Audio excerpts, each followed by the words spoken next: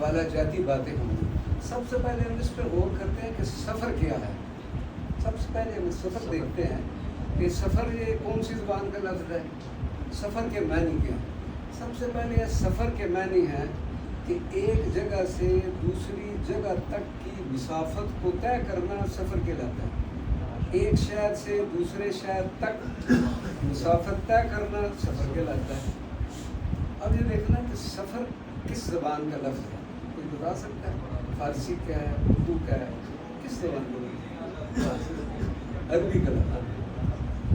اور یہ پھر ہم دیکھتے ہیں کہ قرآن میں دیکھنا کہ آپ کو بتایا کہ میں تقریری آدمی نہیں ہوں, نہ میں مقرر ہوں, میں تحریر و تحقیق کا بندہ ہوں. ہر بات انشاءاللہ میں ذمہ داری سے اور تحقیق سے کروں گا. قرآن پاک میں لفظ سفر استعمال ہوا ہے تو مجھے کوئی بتایا کہ کتنی بار ہے لفظ سفر؟ 5 بار قرآن پورے مختلف مقامات پر. پہلی آیت ہے فمن کان منکم مریضا او علی سفر.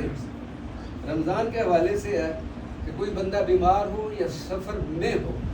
تو یہ 5 مرتبہ آپ ذہن میں رکھیں کہ سفر جو ہے یہ قرآن 5 میں 5 مرتبہ آئے. اچھا, اب اس کے بعد سفر کے بعد دوسری بات ہے سفر نامہ. یہ تو ہو گیا نا سفر.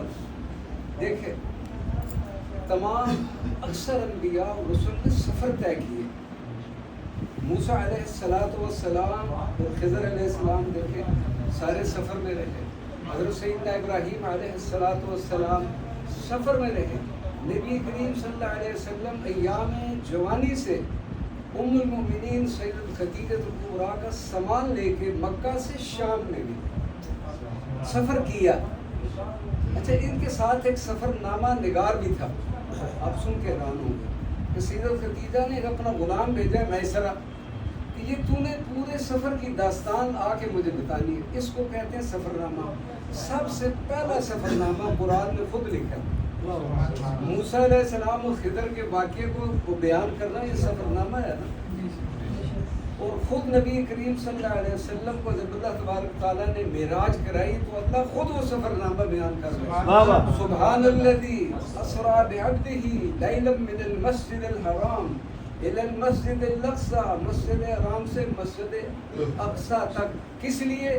لنرہ من آیاتنا, کہ میں انہیں اپنی نشانیاں دکھاؤں. اب کوئی مجھے بتایا نشانیاں کیا ہیں وہاں پر؟ وہاں پر انبیاء کی قبور ہیں, صحابہ کرام کی قبور ہے وہاں پر. لنریہ من آیاتنا. اور پھر اگلے دن نبی کریم صلی اللہ علیہ وسلم نے صحابہ کو جمع کیا اور اپنا سفر نامہ خود سنایا کہ میں نے آج یہاں سے سفر کیا, پھر میں وہاں پر گیا. یہ ہو گیا جناب سفر نامہ. اب سوال یہ ہے کہ کیا ہمیں سفر کرنا چاہیے؟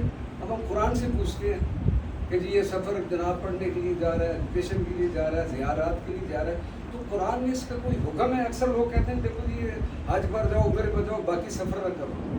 ایسی بات ہے نا. تو ایک قرآن پاک کی آیت ہے سیرو فی الارض. یہ پورے قرآن میں سیرو یہ جمع کا صیغہ ہے اور حکمیہ فعل امر ہے کہ اے نبی, اللہ نے خود نے کہا, اپنے نبی سے کہا اے نبی سیرو فی الارض, ان کو کہہ دیں زمین کی سیر و سیاحت کریں. اور یہ قرآن میں 7 مرتبہ آیا. آپ جا کے قرآن گن لیں اور آیات گن لیں اگر مجھ میں کوئی فرق ہو. 7 مرتبہ آئے کہ سیرو فی الارض. اب اس میں مراد ہے کہ آپ دنیاوی معاملات کے لیے نہیں, ورنہ کہتے ہیں جی مکہ مدینہ کے علاوہ کسی جگہ سفر نہیں کرنا چاہیے, حرام ہے. تو یہ قرآن خود کہہ رہا ہے سفر کرو. اور ایک سورہ روم کی آیت ہے فانظر, حکم ہے دیکھ, الی آثار رحمت اللہ. تو اللہ تعالیٰ کے آثار کیا ہیں؟ ان الصفا والمروہ من شعائر اللہ. کیا ہے کہ ایک عورت بھاگتی رہی, اللہ نے اس کو شاعر اللہ میں بنا دی. تو یہ جتنے بھی مقامات مقدسہ اسی آثار رحمت اللہ میں آتے ہیں. تو قرآن پاک میں سیرو فی الارض جو ہے 7 بار ہے. اب اس پر ہم نے یہ تحقیق کرنی ہے کہ کیا حدیث میں سے بھی ہمیں کچھ ملتا ہے؟ نبی کریم صلی اللہ علیہ وسلم کی زبان گور فصاحت سے بھی کوئی ایسی چیز ہمیں حدیث ملتی ہے کہ سفر کریں؟ اس کو امام جلال الدین سیوطی نے حدیث کی کتاب ہے جامع الاحادیث. جامع الاحادیث میں سیدنا ابو ہریرہ کی روایت ہے کہ رسول اللہ صلی اللہ علیہ وسلم نے فرمایا سافرو، حکم ہے سافرو تصحو، تم سفر کرو صحت مند ہو جاؤ گے. اب آپ اس پر ذرا غور فرمائے ہیں کہ سفر کرو صحت مند ہو جائیں گے. بہت بڑا اس میں راز ہے.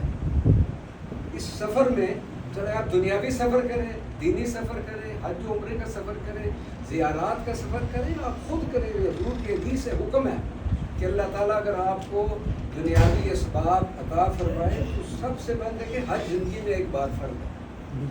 اس کے بعد ان زیارات پر آپ جا سکتے ہیں نا. سافرو، سفر کریں. میں نے یہاں سے لے کے مصر تک بڑے بڑے اولیاء کرام بزرگان دین کی بارگاہوں میں حاضری کے لیے میں نے سفر کیا، اور جتنا کچھ میں نے سیکھا 45 سالوں میں سفر سے سیکھا. آدھے بلاد اسلامیہ سے میں زیادہ یہ ملک دیکھ سکوں، اور پھر ان بزرگوں کی صاحب مزاج سے آپ کا تعلق ہو. آج میں فضائل درود و سلام پر ہمارا ایک حلقہ دلائل الخیرات، اس میں بڑے بڑے علماء مشائخ بیٹھے ہوئے کہتے ہیں آپ کو بتائیں ہمیں اولیاء کی بات. تو میں نے کہا درود و سلام کے حوالے سے حضرت صاحب نے بتایا، تو میں اس میں ایک اضافہ کر دوں کہ بلاد مغرب جس کو ہمارے انگریزی میں اس کا نام ہے موروکو، اردو میں اسے مراکش کہتے ہیں. مراکش نہیں، مراکش اس کا ایک شہر ہے. اس کا ایک شہر ہے فاس.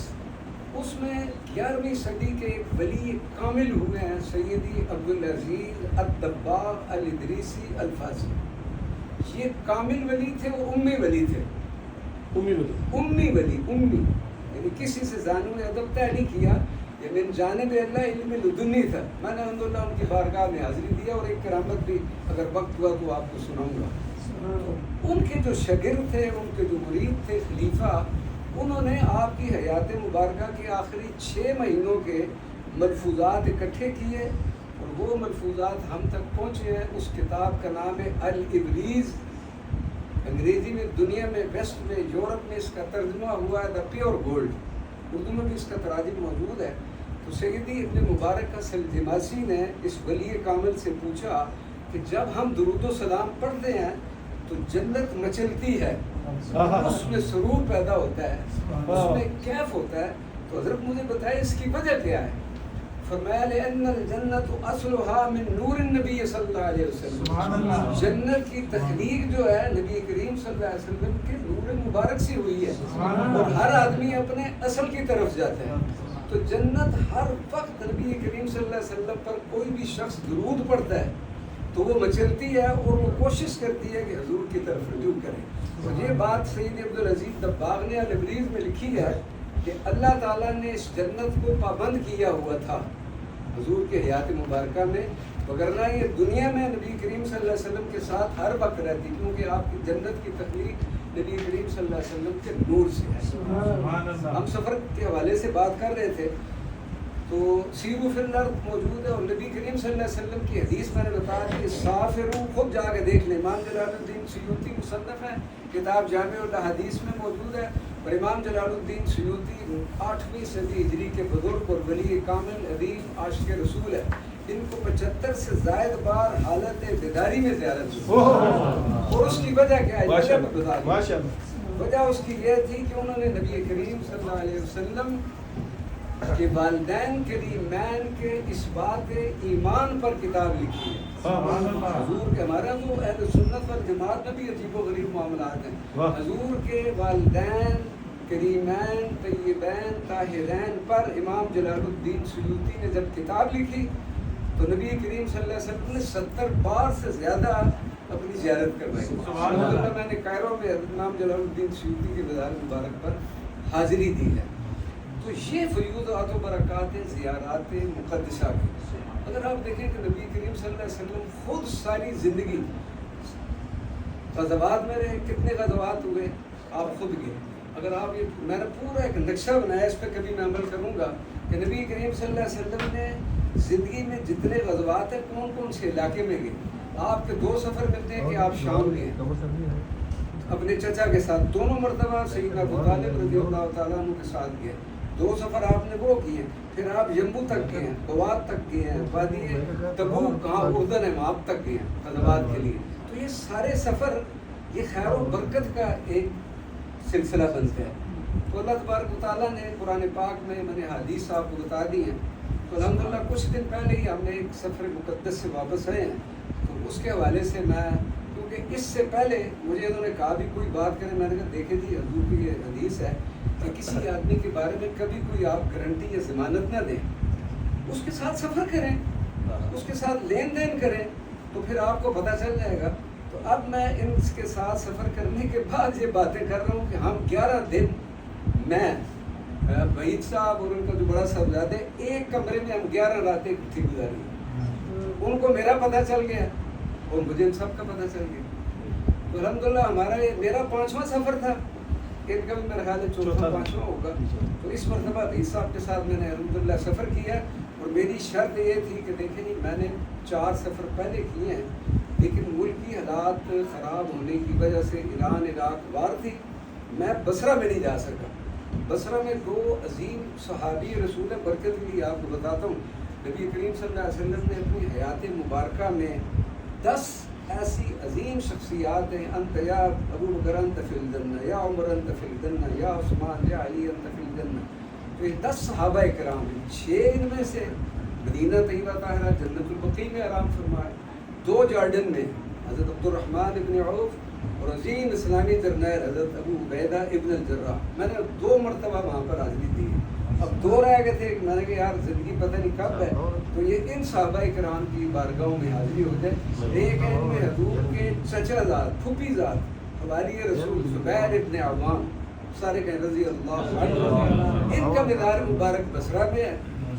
اور ایک جو عشرہ مبشرہ میں ہے طلحہ بن عبید اللہ۔ الحمدللہ ہمارا یہ سفر 11 راتوں اور 12 دنوں پر مشتمل تھا۔ ہم نے ابتدائی 3 راتیں نجف اشرف میں گزاری، اور اس کے بعد 5 راتیں کاظمین شریفین میں گزاری، اور پھر 3 راتیں کربلا محلہ میں۔ تو وہ ایک ایک چیز، ایک ایک جگہ ہمیں ابھی بھی یاد آتی ہے۔ میں نے 5 سفر کیے، بندے کا اگر صرف مقصد ہی یہ ہو کہ میں نے ان زیارات کے لیے جانا ہے، تو پھر بڑی دیر تک وہ آپ کے دماغ میں یہ چیزیں رہتی ہیں۔ تو اللہ تبارک و تعالیٰ آپ سب کو ان مقامات مقدسہ کی زیارت نصیب عطا فرمائے۔ اور میں نے آپ کو قرآن اور سنت سے، نبی کریم صلی اللہ علیہ وسلم کی حدیث سے یہ وعدہ کر دیا ہے کہ نبی کریم صلی اللہ علیہ وسلم فرمایا سافروا وتصححوا، کہ تم سفر کیا کرو، زیادہ سے زیادہ صحت مند ہو۔ ہم گھروں میں بیٹھے رہتے ہیں، چلیں جن کے پاس وسائل نہیں ہیں ان کے لیے تو ہے، اللہ جس کو وسائل دے تو وہ ضرور مطلب دنیا کی سیر و سیاحت کرے۔ آپ دیکھیں نا، فنظر یعنی 7 آیات قرآن میں مسلسل آئی، قل سیروا فی الارض فانظر کیف کان عاقبۃ المکذبین، کہ جنہوں نے خدائی کا دعویٰ کیا، فرعون نے، اس کی لاش ابھی تک، اس کی جو ممی ہے وہ کیرو کے ایک بہت بڑے میوزیم میں پڑی ہوئی۔ اللہ وہ آخر وقت میں جب دریائے نیل میں آئے، انہوں نے کہا جی آمنت برب موسیٰ، تو اللہ نے کہا نہیں، ابھی بھی تو 2 نمبری کر رہا ہے کہ موسیٰ کے رب پر ایمان لایا۔ سیدھا کہا یا اللہ نے تیرے پر ایمان لایا۔ اللہ نے کہا فَالْيَوْمَ نُنَجِّيكَ، آج ہم تیرے بدن کو بچائیں گے، تجھے نہیں بچاتے، لِتَكُونَ لِمَنْ خَلْفَكَ آیَةً، تیرے بعد پھر بڑے بڑے فرعون پیدا ہوں گے، وہ آ کے دیکھے اس کا کیا حال ہے۔ تو میں نے الحمدللہ مصر میں تو بہت بڑی زیارات ہیں، عراق کی زیارات ہیں، اللہ تعالیٰ جس کو توفیق دے اور جس کے دنیاوی وسائل ہوں تو ضرور جانا چاہیے۔ تو بہت بڑا یعنی ثواب کا کام ہے۔ دیکھیں حج زندگی میں ایک بار فرض ہے، یعنی فرض والا حج اگر آپ نے ایک دفعہ کر لیا، نبی کریم صلی اللہ علیہ وسلم نے ساری حیات مبارکہ میں ایک پہلا اور آخری حج کیا جس کو حجۃ الوداع کہتے ہیں۔ آپ نے ٹوٹل 4 عمرے کیے اور وہ بھی حج کے ساتھ ہیں، لیکن ہمارے یہاں بھی کوئی عمرے کا سلسلہ ہو گیا، لیکن آپ صلی اللہ علیہ وسلم نے 4 عمرے جو ہے نا وہ حج کے ساتھ کیے، ایک حجۃ الوداع کا، ایک صلح حدیبیہ کا، 2 اس کے علاوہ۔ تو بس یہ معاملات تھے، میں نے کہا بتا دو جی آپ۔ اسپین میں جو آپ نے اسپین والا جو آپ گئے تھے وہ ذرا سوال ہے۔ میری اس وقت کے قریب تقریباً 50 کے قریب میرے سفر نامے ہیں۔ الحمدللہ میں نے پوری ساری زندگی میں جو کمائی کی ہے اپنے اوپر نہیں لگائی، میں نے سفر ہی کیا، ورنہ جس کو شوق دے جس چیز کا۔ تو بڑا عرصہ تک میں پچھلے سال یہ تحقیق کے PhD کا مطالعہ دیکھ رہا تھا کہ اسپین میں کتنے محدثین اور محدثات ہوئے، تو 10,000 کے قریب وہاں محدثین ہوئے۔ پھر قرطبہ، پھر میں نے اقبال کو پڑھا کہ 1932 میں انہوں نے جا کے جامعہ قرطبہ میں اعلان دی وہ کہ وہ چرچ میں تبدیل ہو گیا۔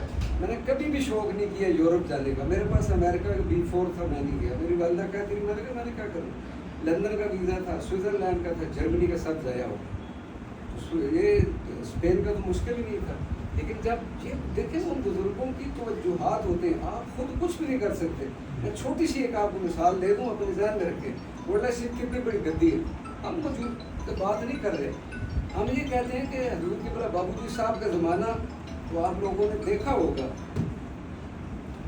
پیر میر علی شاہ صاحب کے فرزند ارجمن، انہوں نے 1950 میں ایک خط مدینہ منورہ لکھوایا کہ وہاں پر جا کے یہ خط میرا پڑھا جائے کہ یا رسول اللہ مرنے سے پہلے میں ایک دفعہ مولانا روم کے مدار پر حاضری دے. اب دیکھیں اس کو دنیاوی، جو میں تحقیق کا بندہ ہوں، دنیاوی پیرائے میں تولتے ہیں کہ 1950 میں گولڈے کی درگاہ اگر آج اربوں خربوں پتی ہے تو اس زمانے میں بھی تو بہت پیسہ ہوگا نا. تو سفر کے لیے کیا چاہیے؟ ایک ٹکٹ چاہیے، ایک ویزا چاہیے، رہائش کے لیے چند پیسے چاہیے نا. تو اس زمانے میں ان کے پاس اتنے پیسے نہیں تھے. یہ ہو کی بات ہے، قابل غور ہے.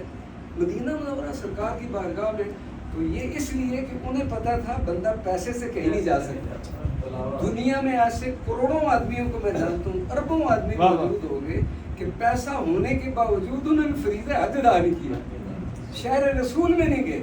دیکھیں حج تو ایک فرض ہے نا، لیکن شہر رسول میں ابھی میں جو لاسٹ ٹائم گیا ہوں، میں مکہ شریف نہیں گیا، یہ بڑی شدید سے ٹکراؤ کرتی ہے بات. میں صرف نبی کریم صلی اللہ علیہ وسلم کی بارگاہ میں یہاں سے سیدھا مدینہ گیا اور اس آیت پر بولو انہم ظلموا انفسہم جاؤک، یا نبی جب آپ کے پاس آئیں، میں نے 21 دن وہاں پر رہا، میں نے کہیں تو یہاں سفر تو آپ مدینہ طیبہ کر سکتے ہیں نا. حج ایک بار فرض ہے تو حضور کی بارگاہ میں ہزاروں بار آپ جائیں. تو میں نے صرف ایک جو سفر کیا ہے پچھلے سال سرکار کی بارگاہ میں حاضری کے لیے. تو یہ قبلہ بابو جی رحمۃ اللہ علیہ کو پتہ تھا کہ پیسوں سے کوئی بندہ سفر نہیں کر سکتا. یہ ہے کہ وہ صاحب مزار جب خود بلائے تو پھر ٹکٹ بھی مل جائے گا، ویزا بھی مل جائے گا، تو ساری. اب دیکھیں میرے جیسا بندہ ریٹائرڈ آدمی ہوں میں، ٹھیک ہے، بہت اعلیٰ اداروں میں کام کیا، ڈیفینس منسٹری میں ویئرنگ سعودی یونیفارم بہت کام کیا ہے، یہاں پر ایمبیسیوں میں کام کیا ہے، اسپین نہیں گیا. اقبال کا میں نے پورا سفر نامہ پڑھا اسپین کا، کہ اس نے جا کے قرطبہ میں اذان دی. میرے دل میں آ گیا میں بھی جاتا ہوں، قرطبہ جاتا ہوں. وہ اللہ تعالیٰ نے میرے پاس بینک اسٹیٹمنٹ ہے، وہ تو اتنے سے ڈاکومنٹیشن ہے شنگن ویزے کے لیے، تو گھر بیٹھے مجھے شنگن ویزا مل گیا کیونکہ ان بزرگوں نے مجھے بلایا. تو بلایا تو پھر سارے انتظامات بھی ہو گئے. تو پھر الحمدللہ میں نے قرطبہ میں جا کے at the footprint of علامہ اقبال میں نے اذان دی وہاں پہ، وہ کاشتہ بات تھے. پھر غرناطہ بہت بڑا سٹی ہے، تاریخی شہر ہے، اس کے مینار 150 فٹ کا مینار ہے. میں نے خطیب صاحب سے کہا جی میں نے اذان دینی ہے، تو پھر میں مینار کے اوپر چڑھ کے میں نے اذان دی. تو یہ سعادت بزرگ بازو نیست، یہ اپنے پیسوں سے یا اپنی کوشش سے نہیں ہوتا. تانا بخشت خدا ہے بخشندہ. تو جب تک اللہ کسی کو یہ توفیق عطا نہ فرما دے، میں یہ بات ریپیٹ کرتا ہوں، ہزاروں کروڑوں آدمی ہیں، اربوں خربوں ہو گئے، لیکن انہوں نے حج نہیں کیا، رسول اللہ کی بارگاہ بھی نہیں گئے. تو رومی کی بارگاہ میں جانا تو بہت مشکل ہے نا. تو اس کے بعد 1954 میں قبلہ بابو جی رحمۃ اللہ علیہ وہاں پر رومی کے مزار پر گئے.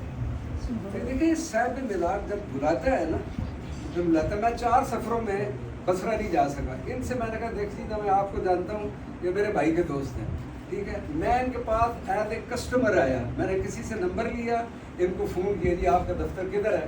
میں نہیں جانتا ہوں جی، ہو سکتا ہے ولی ہوں، بزرگ ہوں، سب کچھ ہوگا. انہوں نے فرمایا کہ بندے کو چیک کرو، اس کے ساتھ حساب کتاب کرو، لین دین کرو، راتیں اس کے ساتھ گزارو، پتہ چل جائے گا. تو انہوں نے کہا جی میں نے کہا جی میں آپ کے ساتھ جانے کے لیے تیار ہوں. میں نے 2 جو پہلے سفر کیے ہیں راہ کے گریٹس visa, I was in embassy, مجھے ایمبیسی نے ویزا لگا کے دیا، گریٹس میں گیا. تو میں نے کہا میں یہ جن پہ والے سلسلے بھی میں نہیں کر سکتا. تو لیکن یہ ہے کہ میں نے بصرہ جانا ہے، اگر آپ جاؤ جتنے پیسے ہوں گے میں دوں گا، اور میں یہ بھی نہیں کہوں کہ مجھے 1 روپیہ چھوڑ دو، 2 روپیہ چھوڑ دو.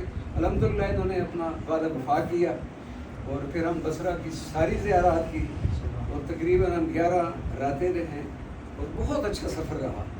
اور تمام، اور اس کے علاوہ جو اس دفعہ میرے پچھلے 5 سفروں سے جو ایک منفرد حیثیت کا سفر تھا، اس مرتبہ الحمدللہ اپنی ساری USB اپنی ساری کتابیں نال لے گیا. تو جتنی بڑی سیدنا امام علی مقام یہاں بہت بڑا ایک ریسرچ سینٹر ہے. یہ بھائی صاحب میرے ساتھ تھے، کبھی ان کا بیٹا ساتھ ہوتا ہے، انہوں نے دیکھ لیا کہ میں نے کس طرح سے گفتگو کی اپنی USB میں کتابیں انہوں نے جمع کرائی، تو وہاں پر میری یادیں ابھی تک ہیں. تو پھر میں نے کہا جی آپ بھی آتے رہے ہیں، پہلی مرتبہ مجھے نہیں آپ پتہ کس کے ساتھ آئے ہیں، لیکن میں آپ کو بتاؤں گا کہ بغداد شریف میں کون کون سی ابھی بھی خانقاہیں زندہ ہیں. تو وہاں پر یہ محفل ہوتی ہے ذکر و فکر کی، دلائل الخیرات شریف کی محفل موجود ہوتی ہے. پھر ہم 3 جگہوں پر اکٹھے گئے. ایک دن میں اور وحید گیا، میں نے ساری ریسرچ کی گوگل میپ کے ذریعے. پھر گئے تو انہوں نے ہماری اتنی انتہا درجے کی، انہوں نے ہمیں ایک دن پہلے کہہ دیا کہ آپ کے قافلے کے جتنے مہمان ہیں کل ان سب کی دعوت ہے. ہم ٹوٹل 3 آدمی تھے، 2 لیڈیز تھیں. تو بہت زیادہ انہوں نے اپنی طرف سے شیلڈ بنوا کے لے کے گئے. ان کی یادیں ابھی تک وہاں پر 3 بڑی بڑی خانقاہوں میں، ایک تھی حضرت مولانا جلال الدین رومی التقیہ الرفاعیہ الکسنزانیہ، یہ وہ رقص رومی والے لوگ ہوتے ہیں، یہ وہاں پر یہ بھی ہوتا ہے. اور ایک ہے التقیہ الرفاعیہ القادریہ، وہاں پر میں نے خطاب عربی زبان میں کیا، بڑی دیر گفتگو ہوئی، انہوں نے بھی ہمیں طائف سے نوازا. تو یہ صحیح ان کا کرم ہوتا ہے، بندے کا کچھ بھی نہیں ہوتا، ان کا بلاوا ہوتا ہے، تو پھر سارے راستے کھل جاتے ہیں. تو اللہ تبارک تعالیٰ میں نے جو کہا ہے بڑے خلوص نیت سے، محبت سے، ذوق شوق سے کیا. اللہ تعالیٰ میرے کہے سنے کو قبول و منظور فرمائے. اور جن کے پاس بھی کوئی دنیاوی اسباب جن کو مہیا ہے تو وہ ضرور یہ سفر زیارات اختیار کریں. ٹھیک ہے، مکہ مکرمہ مدینہ منورہ ایک دفعہ حج فرض ہے، مدینہ حضور کی بارگاہ میں ہمیشہ جائے. تو اللہ تعالیٰ ہم سب کو توفیق عطا فرمائے. ان کو بھی یاد ہے، ان کی بھی یادیں ہیں کہ وہاں پر کس کس جگہ پر ہم نے. مگر الحمدللہ میرے پاس دلائل الخیرات شریف پڑھنے کے لیے مدینہ شریف سے اجازت ہے، دلائل الخیرات پڑھنے کی اجازت ہے. اس کے علاوہ کئی بڑے بڑے یعنی سجادگان سے ہے. اس دفعہ بغداد شریف کے جو متولی تھے انہوں نے مجھے باقاعدہ دلائل الخیرات پڑھنے کی اجازت عطا فرمائی، اور جو روایت حدیث ہے اس کی بھی اجازت عطا فرمائی. تو دیکھیں نا، یہ آپ اس نیت سے جائیں، اس مقصد سے جائیں تو اللہ تعالیٰ آپ کو جزاکم اللہ خیر کی عطا فرمائے.